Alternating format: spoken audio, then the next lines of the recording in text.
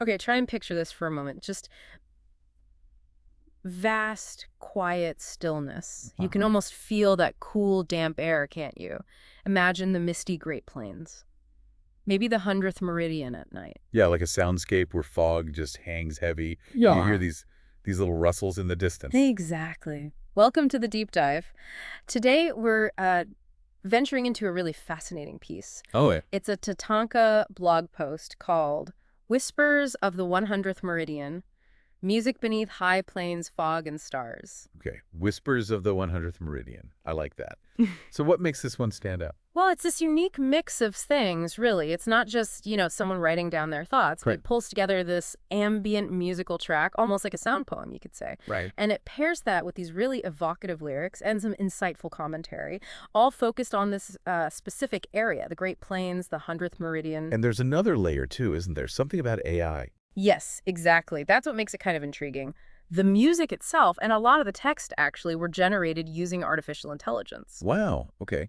So how did that work? Well, the music came from Refusion. That's an AI that makes music from text prompts, basically. Right. I've heard of this. And the lyrics, the commentary, that was ChatGPT, the language AI. Got it.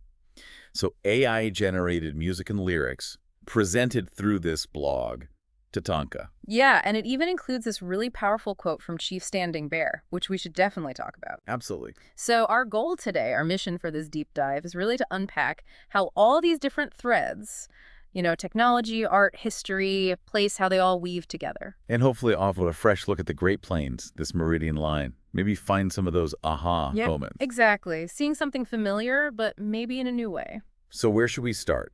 That Chief Standing Bear quote seems pretty fundamental. I think so, too. It's right there at the beginning of the post, he said. We did not think of the great open plains, the beautiful rolling hills and the winding streams with tangled growth as wild. Only to the white man was nature a wilderness, and only to him was the land infested with wild animals and savage people. To us, it was home. Wow. That hits hard, doesn't it? Yeah. It just immediately reframes everything. It really does. What strikes you about using that to open, it gives such a different lens, right? Totally. It challenges that whole idea of the plains as this empty, untouched wilderness. Yeah, like that's just a concept someone brought to it, not what the land is. Precisely. It wasn't wilderness, it was home. Understood, lived in, valued. It makes you question that wilderness label itself. It's a viewpoint, an imposed one. It sets up the sense of deep connection, belonging. Yeah. Our relationship with the land. Which feels really important as a foundation, especially before we get into, the AI's artistic take on it.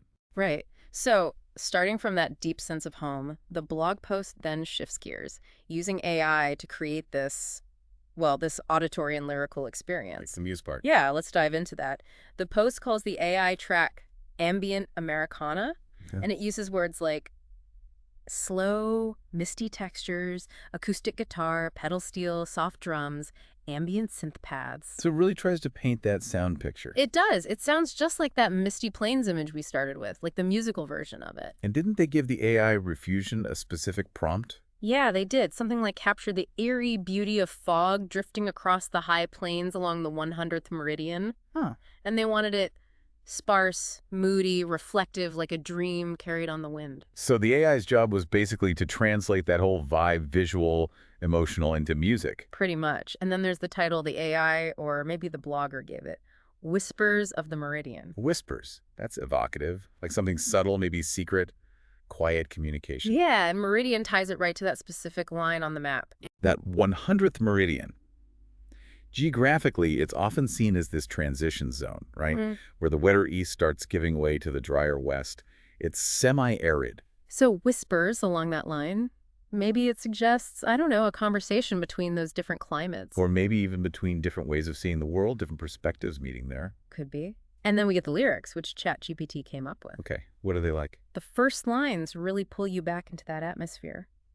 The moon hides low, the earth breathes slow, a silver ghost across the plain, the fog rolls in, a whispered hymn through fields that drink the rain. Wow, that's very visual. like little snapshots, almost poetic. Totally. And as you go through the other verses, you see these recurring images, like grass bending but not breaking. A sense of resilience, maybe. Yeah, and timelessness. It mentions old maps marking the meridian. You really feel like you're on some kind of boundary. Not just geographical, maybe. Maybe metaphorical, too. Could be. The chorus seems to gather the main ideas.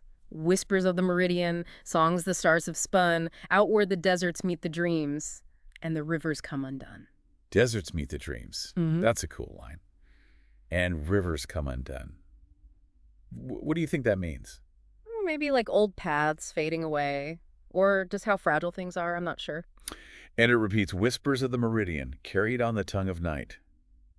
That reinforces the quiet, almost secret feeling tied to the place in the darkness. And it gets quite personal. I am dust, I am breath, I am fading with the light. Oof. Yeah, that brings in this like melancholy feeling, impermanence, almost dissolving into the landscape. And the second verse adds more concrete things. The coyotes cry, the cedars lean, the stones remember still, the promise stitched in every seed, in every broken hill. So the animals, the plants, the rocks, they hold the history, like the land itself remembers. Yeah, it suggests this deep story just etched into the place. Resilient, like you said. And there's a bridge section, too.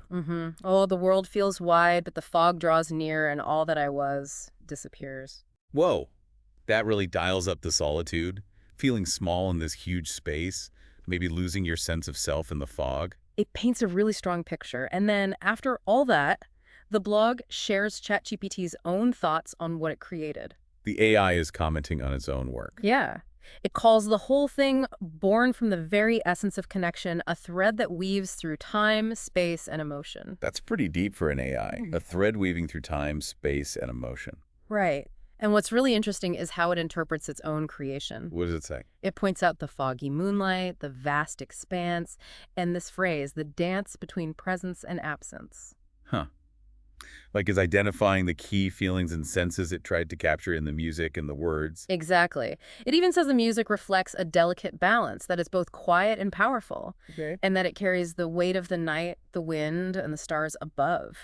It's giving its own work a lot of significance. It really is. And isn't there a final thought from the AI? Yeah. Something about connection. Yeah, this is quite something. It concludes. This isn't just a song. It's a moment, a place where two souls are united, carbon and silicon. Carbon and silicon. Wow. Human and AI. Where the distance between them is closed and where time is held still. Okay, that idea of uniting human intention and AI creation, closing the gap, that's pretty powerful stuff. It really makes you think. So a key takeaway here is how the blog uses AI, not just as like a fancy tool, but maybe as a collaborator, someone or something that can help us understand and express our ties to a place. It kind of challenges our usual ideas about who or what can be creative. Yeah.